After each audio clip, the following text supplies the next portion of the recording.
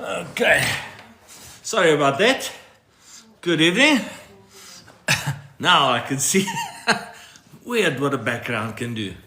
But now at least I can see what's going on here. Good evening, everybody, and welcome to Wednesday night's Q&A. How's it, Frikkie and Klute and Turquoise and G-Man and Jakey and Didi and Ross? Good evening, everybody. How's it, Ash? Oxolo, Jade. There we go. Now we're filling up. Let's see who's going to pop in the first question tonight. There we go. Ed and Didi and Richard. Welcome to all of you. For those that have been here in the past, you know how it goes. You pop in a question, I try and answer it. For the people that are new, it's all about trying to give a bit of financial advice and helping people to understand financials better, etc. So you can just give some advice. Richard is the first one tonight. Just want to compliment you on the great advice that you provide. Richard, thank you very much, mate. I appreciate it. And I am very, very thankful and glad if it is of any help to anybody. And I believe it is. And there goes my wife to the bedroom. She's finished for the night. She's had it. How can I go from 0 to 100 Rand? Oh, how can I go from 0 to 100 Rand? Well, that shouldn't be too difficult. I suppose you are earning something. So yeah, just go and take $100 and put it away somewhere in a savings account or a piggy bank or something. Then you've got it. Didi, should I leave my money in GPF or move to Sanlam when I'm on pension? Didi, it is my belief that for most people, it is better to leave their money with the GPF. Take your 1/3 in cash, and then from your 2/3 start taking your monthly income. Because the GPF gives you a guaranteed income, and because it's worked out in a formula, that guaranteed income that they give you is going to be more than what any other company can give you in terms of a guaranteed income. That's the first thing. The next thing is then the guaranteed income is for life. The increases is for life. And especially with regards to your medical aid, they still subsidize you on that. So you don't have to pay a full medical aid. If you move the money, I can promise you're going to have to get along with a smaller income than what you would have gotten out of the GPF, number one. Number two, you're going to have to pay your own medical aid in its entirety out of your pocket. So it means that you effectively are going to have substantially less income that you can use on a month-to-month basis for your groceries and daily expenses and everything like that. Than what you would have had if you stayed with the GPF. So preferably stay with the GPF. But like I always say to people, get advice. Go and get advice from somebody that can help you with the planning session. Because if you do proper planning, there is circumstances where it is to the benefit of people to take their money, put it into a living annuity or a different guaranteed plan with a different company. So just get the planning done. I don't know how old you are now, but you should be doing planning from a very early age. I would say from the age of 25, you should already be doing planning. And when it comes to your retirement funds, when you get to retirement, at least 6 months before retirement, you should start doing planning and having sessions. Preferably more than 6 months, but at least 6 months. I hope that helps you, Didi. The Gatekeeper, I have 4 million now. 8 more years to retire. I'm coming to you for financial advice. Great stuff, Gatekeeper. Come to me. But like I just said to Didi now, you should be getting financial advice long before retirement. You should not wait until we get to 8 years from now when you're actually going to retirement. So the best thing is to actually do the planning now already so that you can already get an idea of how good or how bad you're going to be in terms of your retirement based on your current provision. And then you also know if you have to start trying to make more provision or if you have to downgrade your own life expectations. So it is really of big value to start doing that type of planning much earlier than 6 months or a year before the actual retirement. So I thought I'd throw that in for you, gatekeeper. The sooner you talk to me, the better it will be for you, mate. Monique Malan, hoekom is 'n huislening access facility die beter spaar opsie? Huh? Monique, Monique, I'm going to translate this to English because most people are English speaking. Why is the house loan access facility the better savings option? I have never said it's the better savings option, so I really don't know what you are talking about. What I can tell you is if you have a home loan and you pay more on your home loan, whatever your interest rate is, your bond interest rate is, that amount that you pay extra, so let's say you pay 100 Rand a month extra or 1,000 Rand a month extra, you are guaranteed that on that 100 or 1,000 Rand that you pay an extra, that you are getting a guaranteed return equal to what your bond interest rate is. That means that if your interest rate is 10.5%, you're saving 10.5% in interest. So that is a guaranteed saving in terms of interest that you don't have to pay anymore. On the access facility, obviously if the money is lying there and you've built up a cash amount, what's good about that is then you've got access to it. But here's the thing. If you use your bond as an access facility to pay off your bond quicker, that is good. If you then go and dive into that money and use it again and you back into the same debt, that's bad.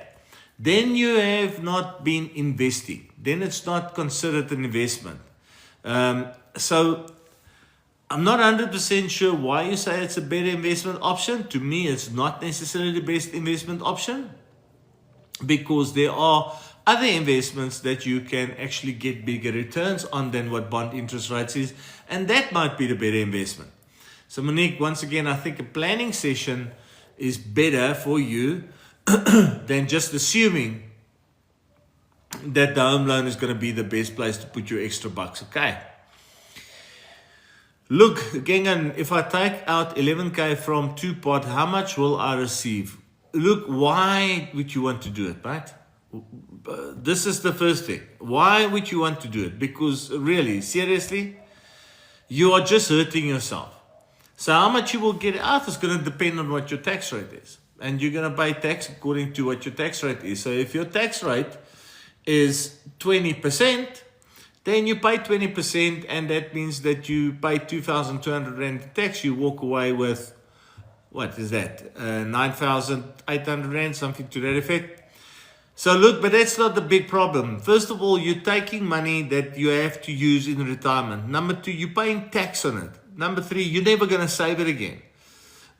So just don't do it. I'm so opposed to the Two-Pot system. And taking into consideration the amount of people that's already drawn from the Two-Pot system, and we're already starting to see it. A year after Two-Pot systems come in, we're already starting to see people that are completely and utterly devastated because they did it. Because they only now get to realize how they have hurt themselves. And when I say they hurt themselves, they hurt their future self. They hurt their own self at the age of 60 or 65 when they actually need that money for retirement. And then they don't have it because they use the Two-Pot. So, yeah, I hope I answered you with regards to the tax, but I hope I also convinced you not to do it. Didi, it's a pleasure. Anytime. Gatekeeper, 100%. I'll look forward to your WhatsApp. Remember, send the WhatsApp to my WhatsApp number in the profile or the email in my profile website. Go to the website, find the email address, send me an email, okay? Blitz, 30K before tax, enough to live comfortably alone? Well, Blitz, that kind of depends on you. I know if I were on my own and I had no responsibilities, and I got 30,000 Rand before tax, that would be enough, and I'll be comfortably, living comfortable. But I know of people that earns 150,000 Rand per month. And it wouldn't matter whether they are on their own or with a family. They will never be living comfortably because they just don't know how to manage money. And that's the big thing. If you can budget and you can discipline yourself to live within your means, then any amount of money can be enough. I mean, I know people that take home literally 5,000 to 6,000 rand per month. And yes, they don't have spectacular medical aids or buy themselves fillet steaks for supper or whatever, but they are as happy as can be because they know how to manage the little bit that they have and they live within their means. So, to answer your question, not answer your question, it all depends on yourself. It depends on you as the individual with, can you live within your means? Can you be disciplined? Do you budget? How much do you need? Will the 30K be enough? Yes or no? And if it is, well, you've got your answer. If it's not, you've got a problem. Okay. Let's see who's next here. Hello, Simpiwe. How are you doing? Or what is the limit before you can be taxed on it? Simpiwe, what are you talking about, mate? What is the limit before you can be taxed on what? Yeah.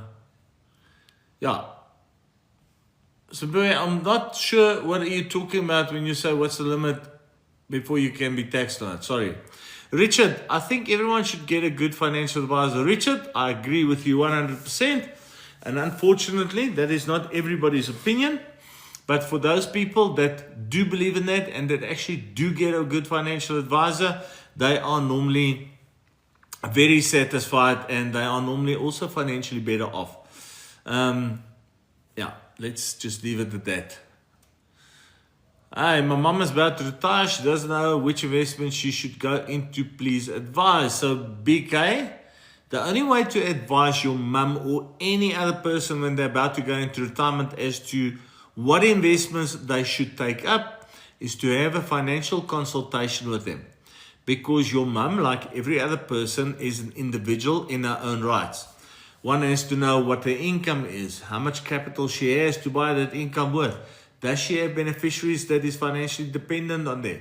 Can she live out all the money, or must she have money left over for a legacy for other people? Does she have debts? Does she have any other financial commitments that's coming into the future? So there's a lot of questions that needs to be asked and to take into consideration before one can advise somebody as to which product will be the best for them. So all I can tell you, BK, is you must find somebody that you can speak to get a financial consultation done. And only once that is done can anybody give you good advice as to which product, which plan would be best for your mom. Okay. There we go. So, Pewe, thank you very much. What is the limit before you can get taxed on it? And you were talking about before your interest start being taxed. So, Simpiwe, if you are younger than the age of 65, then you can get up to 23,800 Rand in interest per annum and you will not be taxed on that. But as soon as you get more than 23,800, that extra amount, that extra tax that you get above the 23,800, that is then added to your personal income and you are then taxed on it based on what your personal tax rate is. So I hope that helps you in terms of your question. 7, can you talk about unit trust as an option to boost retirement savings, please? Yes, 7, I can. So in terms of unit trust, let's first of all look at what a unit trust is. A unit trust is basically a bunch of shares that is grouped together. So you get a portfolio manager that manages a unit trust and he calls it, let's call it the equity unit trust. And then what he does is he goes onto the stock exchange and he buys various company shares. And all of that gets pooled together, and depending on how well that pool does up or down, that is then your unit trust.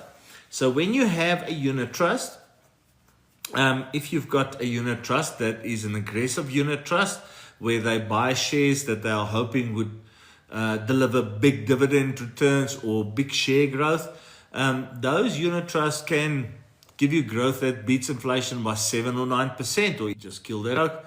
It will give you 7 to 9% or even more. But the thing with unit trust that you have to remember is that unit trust does not get taxed while you are investing. It gets taxed when you withdraw that capital one day. So if you take unit trust and you invest it, and at some really insistent on talking to me. When you speak, when your unit trust matures or not mature, you decide to withdraw it into the future, then you get taxed in your personal capacity on the capital gain. What that means is if you've got, let's say you put R1 million in, you've got R1 million growth, so you've got 2 million rand, and now you withdraw the full 2 million rand. The first 40,000 rand of that million rand growth is tax free, and then the other 960,000 rand is taxed based on your personal income and personal tax bracket. That means that if your tax bracket is more than 30%, you're actually going to pay more tax on the unit trust than what you would have paid on endowment. Okay? Unit trust can also then, instead of withdrawing everything, you can say, listen, I just want to draw a portion. So once again, if we're back at the 2 million rand idea, and you say, I'm going to draw 200,000 rand as an income for the year, whether you take the full 200,000 in one go or whether you take it as a monthly income, then because you are drawing 100,000 rand of the capital that you invested and 100,000 rand of the growth, you get 40,000 rand tax-free rebate, and the other 60,000 rand is then once again capital gains taxable.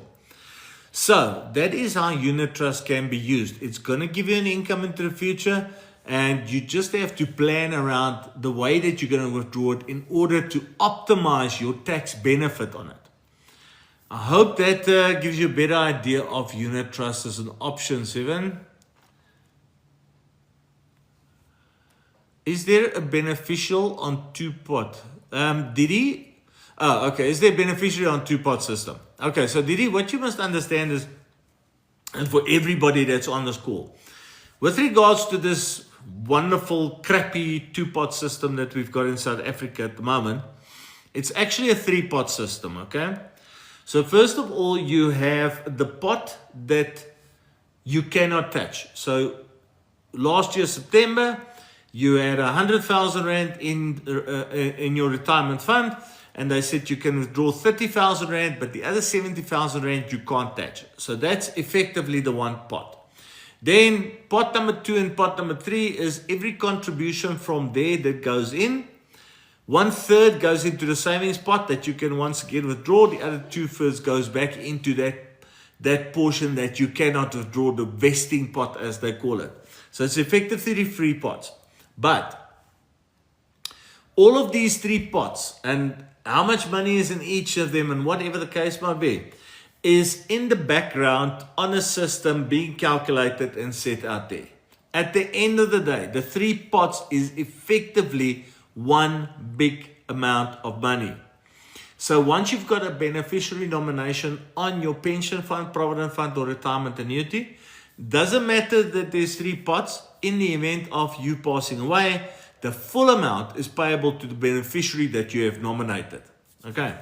So the 3-pot system and pot 1, 2, and 3, the only reason that they're using that terminology is so that a person can know or can determine what portion is in that savings portion that they can withdraw if they want to withdraw it. But with all due respect, I think it is not good to ever make a withdrawal. So just don't do that, okay? Okay, Didi, I hope that answers it for you. Smiley face as well. But what are the advantages of having a property in a trust fund? So basically, having a property or any other asset in a trust fund, it means it's protected for future generations. Because if you, the individual, goes bankrupt for some other reason, the trust is a separate legal entity, and because the property is in that trust, it doesn't form part of your personal estate, and therefore if you go bankrupt, the property is protected. So that's the one advantage of having it in a trust fund. The other advantage is that in the event of you passing away, It doesn't have to be transferred from one individual to another or from one company or trust to another. It can just stay there, and it can effectively stay there for generation after generation after generation without ever having to be transferred. So there is no transfer duties and fees that is payable on it. So the big win with regards to properties or any other assets in trusts is the legacy, meaning the inheritance that you leave behind into the future in that trust, and which cannot be lost due to an individual going bankrupt. I hope that answers it for you. Johan says, party van ons het nie werk nie. Johan, ek hoor jou, maar ek weet nie wat die relevance is met betrekking tot ons gesprek hier nie. Johan says, die land is moertoe, besighede baie. Johan, the only thing that's moertoe is people's attitudes. If you look at things negative, you're going to experience it negative, you're not going to see the big picture. If you look at things positive, if you do read books to build yourself up, to learn more, to understand business, if you start getting the right habits that you follow, you will find something to do. You will get motivation, you will get creativity, you will find a way to go and make money. There is so many opportunities in South Africa to make money, and people just don't look for it because people are, quite frankly, just too lazy to do so. So, Johan, this is my opinion with regards to businesses that leave South Africa. It's because they weren't able to adapt or they were badly managed. Now, all you need to do is go out into your neighborhood tomorrow, whatever, and look at the problems that you see. Now, one of the big problems I can tell you about now is if you go and look at our towns, you go and walk through any small town, anytime, and normally after a weekend, it is filthy dirty with plastic bags, paper cups, everything lying around. That's a problem. Now, if you find a problem like that and you can solve it, you find a way to solve it, you would have just found a way to start a business and you will be able to make it big. So just about the small towns now, can you imagine if you come up with an idea that you clean the town on a Monday morning and then you recycle all that stuff that's been picked up and whatever the case might be. And if you can do that on a profit, you have created one big solution for us. And number two, a very good business. So that's it. There is so many opportunities, with all due respect to everybody that feels the same way that you feel. I cannot agree. We are going through difficult times. And most countries go through difficult times. But we are definitely not in our glory in. Do you know who Marina's darling is? Blitz, yes, I know who Marina's darling is. Don't know why I should, why you want me to know who Marina's darling is, but yes, I know who Marina's darling is. Sorry, folks, just checking something here for you. Okay, let's go back to the questions and answers here. Oopsie. Diddy says the two-pot is not paying out when member pass on. Go to... No. No, Diddy, the two-pot is not paying out when members pass away. Go to the government, correct? No, it's completely incorrect, Diddy. As I've explained to you now, there's 3 pots, and they are just called pot 1, pot 2, and pot 3, so that the administrator of the fund knows what you can and cannot withdraw if you want to draw from the savings pot. But at the end of the day, it all makes up your total pension fund. If the member passes away, everything, doesn't matter whether it's on pot 1, pot 2, and pot 3, goes to the beneficiary. Everything is paid out to beneficiaries. So no, it is not correct that it goes to government. Not at all. Okay, Bika, I'm happy that you're happy with that. Jock, are government retail bonds a good low-risk investment option? Jock, yes, it is a good low risk investment option because you get a set interest rate.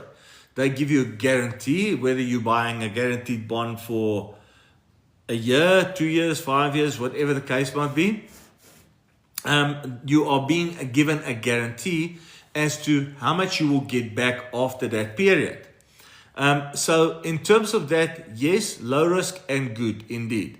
Only thing I don't like about it is taxable. So the interest that you earn is taxable.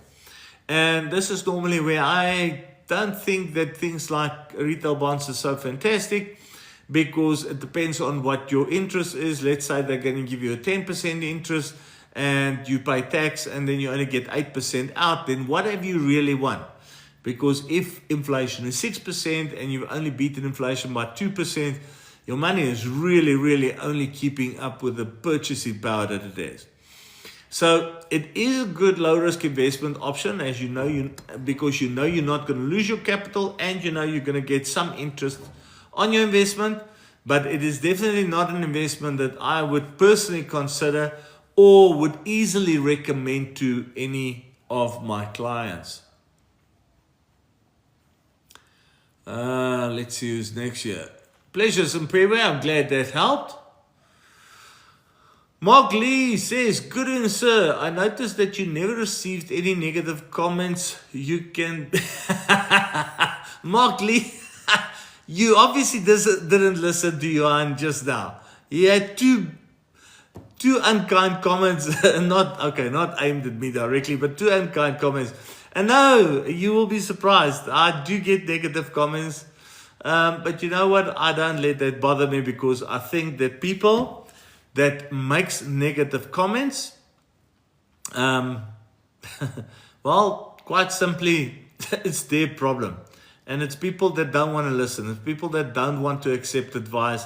It's people that don't really like to think. They just want to complain.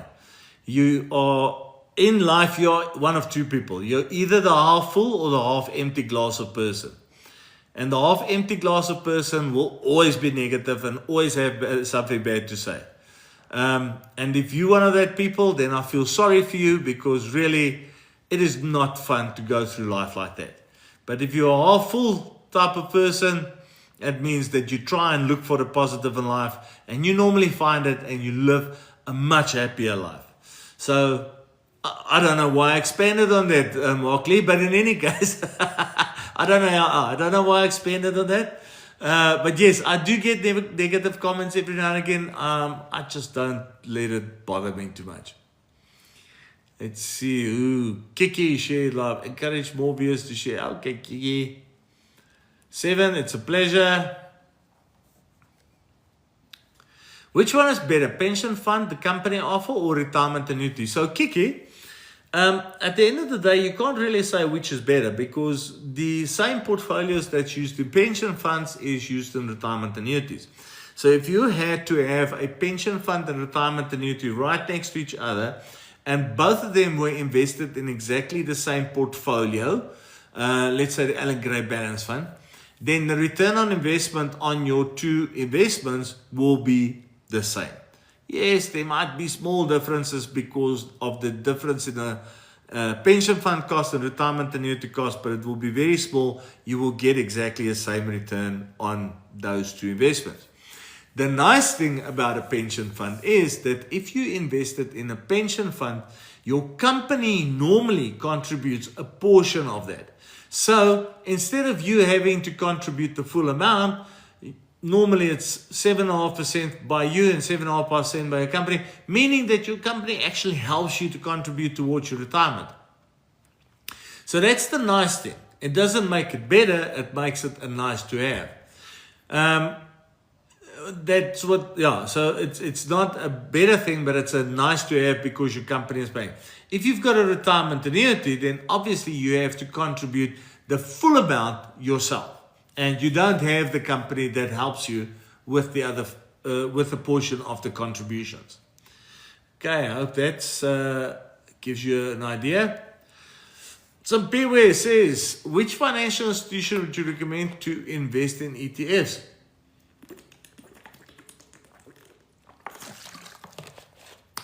sorry, as someone new to investing, which financial institution would you recommend to invest on ETFs as someone new to investing?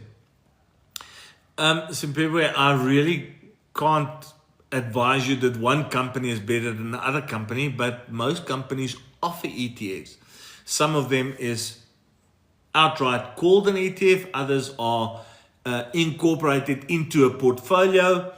And I think at the end of the day, it's going to depend on the ETF that you want, because not everybody obviously offers the same ETFs. In a lot of cases, the same ETF is offered by a number of different companies, but not by all companies. So you can find that company A, B, and C offers ETF X, Y, Z, but company D, E, and F does not offer ETF X, Y, and Z. I think at the end of the day, it is personal preference. Which company do you like? And number two, it's very much a cost thing. Which company's cost is the best? So you're going to have to do a bit of homework yourself, Simpewe, in order to get that answer. Personally, I don't do a lot of ETFs when I do investments. Yes, if the ETF is part of the portfolio that I'm saying, then by all means, the portfolio manager is taking care of that. But yeah, I don't personally do too many of these in my advice process for clients. Rushay Furi, how do you immunize? How do you immunize a bond portfolio against both interest rate and inflation risk simultaneously?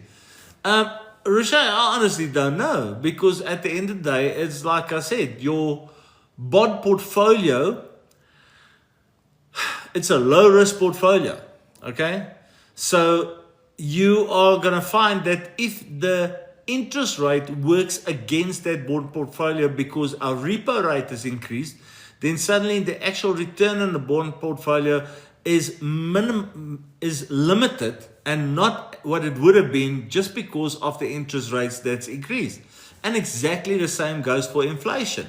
If our inflation increases and the bond portfolio rate that you have sticks at the same rate that was offered on that thing, then it also reduces the growth that you're going to get. So my personal opinion is that I do not think you can immunize a bond portfolio against interest and inflation risk. Never mind simultaneously. I don't even think you can do it individually.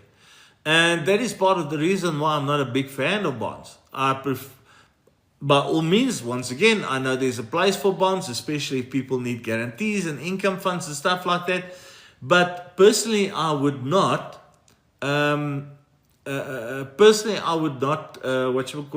recommend bonds or bond portfolios to clients. Yes, now and again, based on a planning session, and especially if there's a big need for a portion of the investment to be very conservative and very protected, then we will most probably put a portion there. But promise you, 99 out of 100 cases that I deal with, I cannot find any reason to put a bond portfolio in. Hope that gives you what you were looking for, Roshai. Niels Elefir. Oh, no penalty pension. Does it mean that I'll be receiving the values currently on the benefits? Niels, if on no penalty pension basically means that if you retire on the date that you should be retiring, you won't be penalized, because if, let's say, the retirement date is age 60 and you retire at the age of 60, all cost and everything has been calculated up until that age. And therefore, when you retire now, you get what's in the fund. Now, if you go earlier on a lot of pension, provident funds and retirement annuities, let's say the retirement age is set at 60, but you decide to go the age of 55. It's very possible that there won't be any further cost implications because the cost has already been worked out. And that you would actually get the fund value that is currently sitting there and that you can see. The penalization for me comes in with pension funds and stuff is that if somebody goes early, if you retire at the age of 55 when your actual retirement planning or age was 60, there's 5 years of contributions that you're not making. There's 5 years of growth that you're not getting. And there's an extra 5 years of income that you need to provide for yourself for. So instead of providing an income from the age of 60 to expected age 80 when you expected to pass away, now you have to not have provision for 20 years, but have provision for 25 years. And with a smaller amount of money. That to me is the biggest penalization in pension funds, is for people that leave earlier than they should and therefore battle because the value that's been built up is not sufficient. So I know I've given you maybe not the answer that you want now, but even if you are going to take an earlier retirement, okay, be that from a pension fund, provident fund, or retirement annuity, the company that you have it with should be able to give you a statement that shows you the value now, and that if you retire, that's the value that you will get. I hope that makes sense. Donnie, always great advice. Thank you, sir. Thank you. MJ, 25K in a tax-free investment at 20 and I'm studying full-time. How do I compare against others my age? Fantastic, MJ. That's how you compare. But 25K in a tax-free investment, 20 years old, and you're studying full-time, you are doing fantastically, young man. Congratulations. You keep up that discipline. You keep up investing and saving. You learn on how to budget and how to work with your money financially. And then when you finish studying, whether you then go and work for another company or you start your own company, whatever the case might be, make sure that you manage your money diligently, and that, number one, you take at least 10, preferably 15%, if you can 20% of your salary or your turnover in your company, and you save that on a monthly basis, you invest that. And I promise you, you will experience wealth in your years as you go like nobody's business. So MJ, congrats mate, keep it up, you're doing well. Kiki, what does it cost to place it in a unit trust? So Kiki, it's going to depend on the type of unit trust that you're going to take up, because not all unit trust funds charge the same management fee. That's important to know. Some might charge as little as 0.25, 0.5%. Others might charge a fee as high as 1.4, 1.5%. It all has to do with the risk of the portfolio, and the lower the cost, normally the more conservative it is, and the lower the return is. When it's higher, it normally aggressively chases a higher return, and you see substantially higher returns and growth on those type of investments. And the higher fees, because somebody needs to be compensated for living with all these headaches or whatever. Having said that, that is the one fee that one has to go and look at. And then the other fee that one has to go and look at is the admin fee, management fee, and investment fee that the investment house is going to charge you for actually giving you the contract or the product and administrating it for you. So I'm going to tell you that the fee is most probably going to be anything between 1.8% to as much as 3.5%, depending on the type of unit trust that you choose. Okay, Kiki, hope it helps there. Rushay, how do you integrate tax arbitrage and currency hedging into a cross-border retirement strategy? Rushay, yes, brother.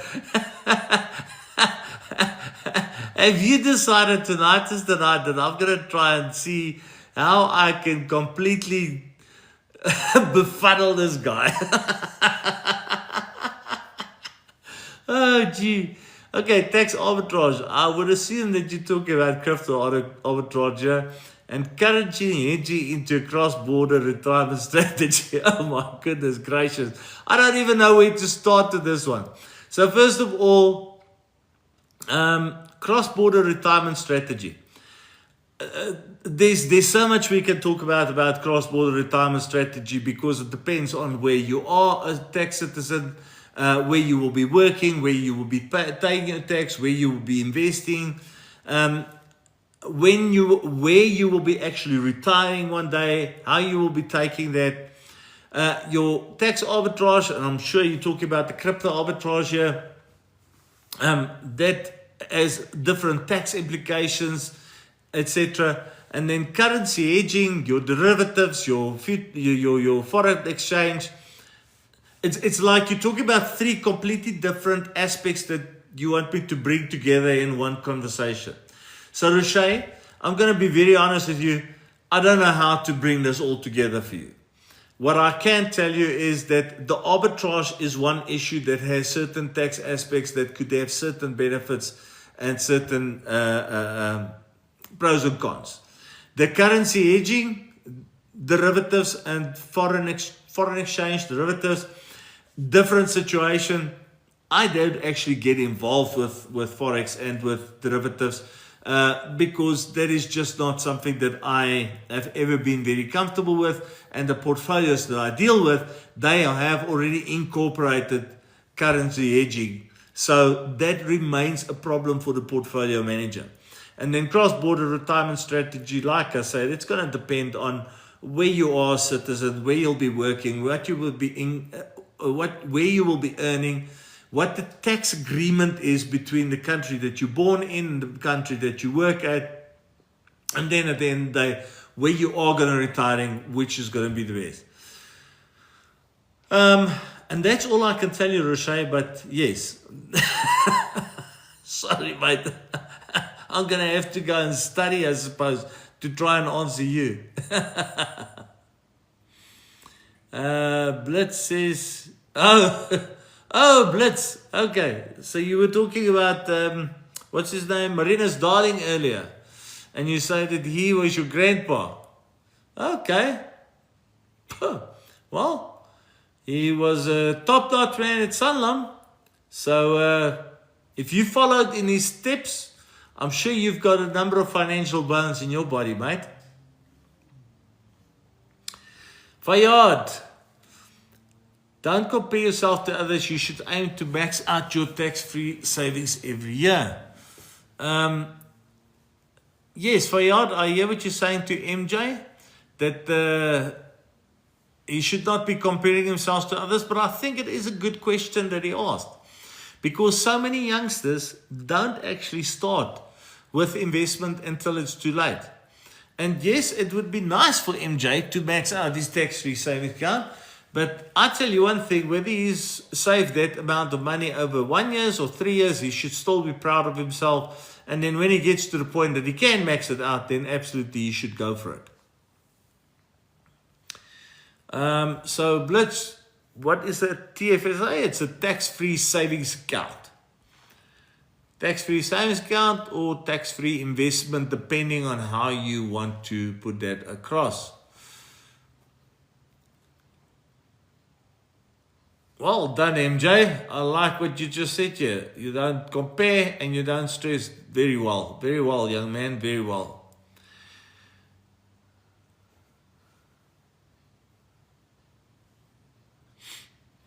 I have 20 million coming in. Where can I put that money where it's safe and be a great investment? Mercenary Ghost, if you've got 29 million rand coming in, then what you should be doing is you should be talking to different financial advisors to get more than one opinion in order to determine where you should be investing it.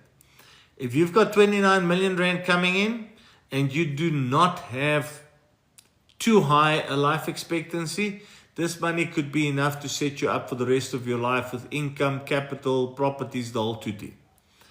If you do have a very high life expectancy, then that might just be enough to keep you out of debt for a couple of years. So where you can invest it, nobody will give you advice on a forum like this on such an amount of money, because there is just too many different options that can be taken and should be considered when somebody has this amount of money. There is too many tax considerations, risk profile considerations, time period considerations, family situation considerations, too many of these aspects to just tell somebody, take your 29 million and go and put it, I don't know, under your mattress. So, Mercenary Ghost, I also must be honest with you, I don't know if you've got 29 million coming in, because I've never seen anybody with this type of money talk about it in an open forum. But I might be wrong. And you're more than welcome to contact me on the WhatsApp number in my profile, and then we can set up an appointment. And then once I've done a proper planning session for you, then I'll tell you where to invest, okay?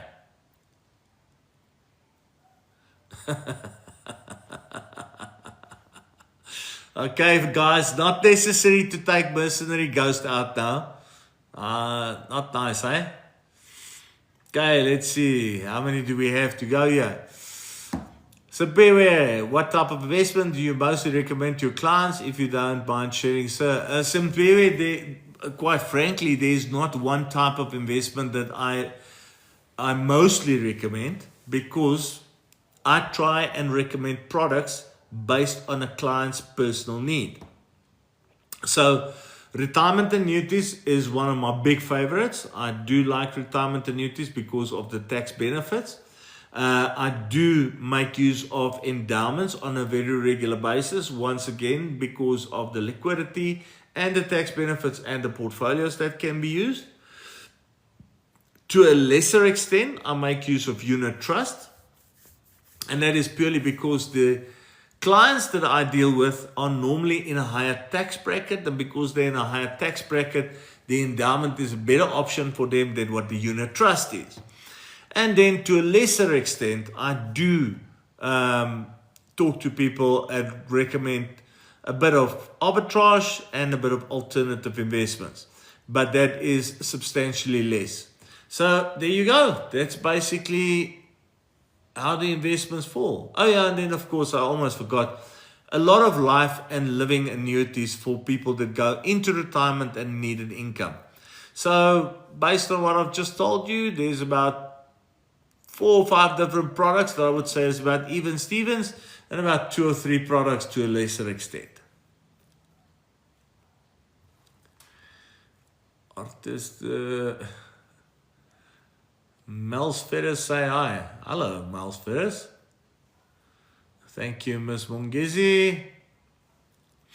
T-Man's joint. T-Man, you must get a different name. T-Man's joint. That doesn't sound good. Does unit trust get taxed within the funds itself? No. And that's why on a unit trust, sorry. Let me just rephrase that quickly. The capital gain is not taxed. Okay, so on a unit trust, the capital gain is not taxed, but there could be interest tax and stuff like that. But it is because the tax is actually done in your personal capacity when you withdraw, and that capital gains tax happens when you withdraw the money. So for all intents and purposes, no, the growth is not taxed in a unit trust because it's going to be taxed in your personal capacity. Okay. Let's see. Okay, Rika, thank you for the rose. I don't know what it means, but I'll say thank you. Okay, another 5 minutes or so, folks. So let's see how many I can get to. Blitz, should my money be in a tax-free savings account then? All my money is in a portfolio that is average 15 to 19%. Blitz, but this is the thing. No, I have never been the biggest fan of a tax-free savings account. A tax-free savings account only really gives good returns and is worth it because of the tax-free growth that's gotten in it if it's really invested over the long time. Because over the short time, tax-free savings accounts, that's a big problem. People open tax-free savings accounts and within 2, 3, 5 years they withdraw the money. You have made almost no extra growth versus the guy that's not making use of a tax-free savings account. A tax-free savings account, you really have to have your money invested for a long time to actually see the benefit of the tax-free growth in there. Okay. If you are getting an average of 15 to 9%, 19% per annum on an investment, even if it is going to be taxed, you are most probably outperforming the best tax-free savings accounts out there by 5 to 7%. So no, tax-free savings accounts, tax-free investments is not the be-all and end-all. I know that's what people think. I know that's what everybody wants, but personally, I do not think it's so fantastic. I wonder who's these people that add these hats and stuff and how they do it. Okay. What would you say would be the first step to getting into investments? Rushan, I think the first step to getting into investments is that you should plan. You should plan as to how much you're going to save, how much you're going to put away per month. And then you should plan as to which products is going to be better for you. And then you should plan as to which portfolio is going to be better for you. And then you should implement. So plan, plan, plan, plan. And planning starts with your budgeting. You must first plan to your budget so that you have a budget whereby you can control your income and your expenses. And once you've got that, then it makes it much easier to start going into the rest of the planning in terms of the products and so on. And yes, you can do all of this yourself, or you can speak to a financial advisor to give you some guidance into the future. And if you are serious about your money, then I would recommend that you see a financial advisor that you trust, because the advice that they will give and the implementation that they will do will be worth more than any money that you would ever save by not seeing somebody like that. Blitz says, probably contacting him. Yes, he's welcome to do that. That's Sabiwe, thank you so much. This is helping. No good for a start to research more. Go for it, Sabiwe. Go for it, mate. Absolutely. Alice, what can I get on a life annuity of 3.5 million? I would say, what can you get per month on a life annuity of 3.5 million? So, Alice, this is the difficult thing. Life annuities depends on the guarantee that you take, because you get a guaranteed term from 0 years to 25 years. Then it depends on whether it's a single life annuity or whether it is joint survivorship, meaning it's just for you or for you and a spouse, for example. Then it depends on how much the increase is that you want on a yearly basis, because you can request that the income stays the same, or you can request that the income increases with as much as 8%. So you have to take all of these things and then you go and calculate it. And when you go and calculate it with all the different scenarios that you get hundreds, if not thousands, of different possibilities in income. Now, just to give you an idea, I was sitting with a client today and we were talking about a 2 million rand life annuity, and then working on the different scenarios that I've just mentioned. How long the guaranteed term is going to be, what the increase is going to be, whether it's going to be a single life or whether it's going to be a joint or survivorship. The incomes that we calculated varied from 6,700 rand per month on 2 million up to 16,000, I think it was 400 or something like that rand a month.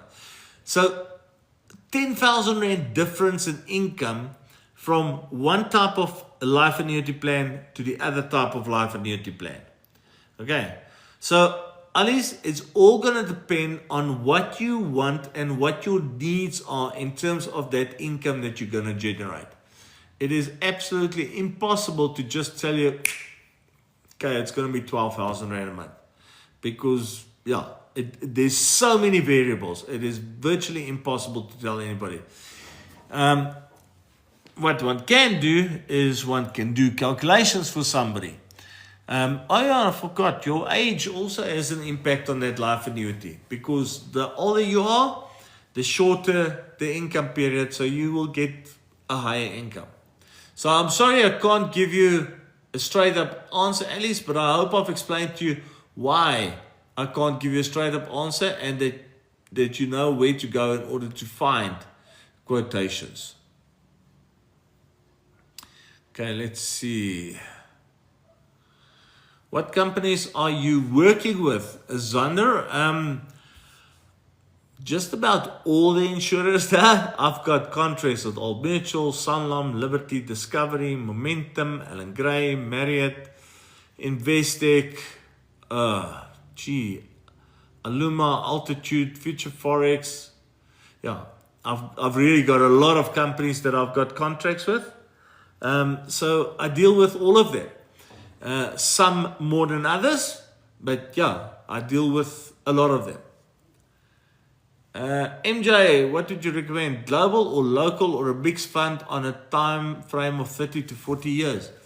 MJ, just based on what my private wealth specialist tells me, I would go on a 70-30 split, which means about 30% local and 70% global. And especially on a 35 to 40 year term, I would go on a 70-30 split. And if I had to choose one of the two, then I would choose to have more in global. So I'll either have 70% in global or all the way up to 100% global. There's a couple of fantastic global equity funds out there that's doing brilliantly. And I must be honest with you, when people can be aggressive for as long as you are, I'll just put everything into those global funds at this stage, and I know they're going to smile. They're going to laugh all the way to the bank, so to speak. So, Pewe, do you have offices here in Cape Town? I do not have an office in Cape Town. I have a financial advisor that is in Robinson, very close to Paul.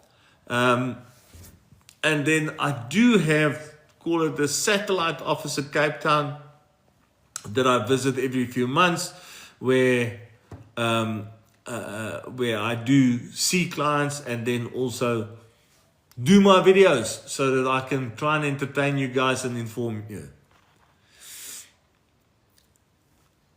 Let's see. Oh, folks, we're there. I prayed a lot for the job I'm doing now to pay me enough to start my investment journey. Though in not a month-to-month job, but I have planned and saved enough to start. So, congratulations, mate. Anybody that has any form of work, whether it's full-time contract, whatever the case might be, if you are disciplined and you budget, you'll be able to put money away, I promise you. Pleasure, Alice. Alice, great stuff. 58, Zander, which is one of the best for you? Old Mutual, Zander, not even two ways about it. I'm 19 and starting to make my own money from my business. What would you advise me investment-wise?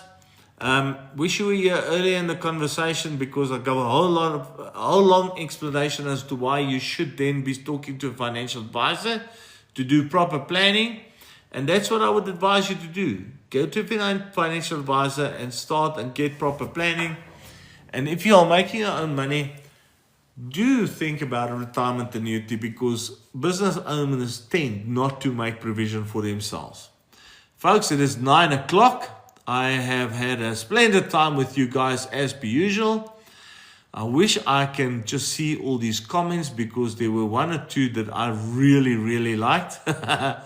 And then one or two guys that really tried to make my life difficult tonight. But whichever way it is, I hope you have a spectacular time, and I hope you have a great evening. And I'll speak to you again next week, Wednesday, same time, same place. All the best. Keep well. Bye-bye.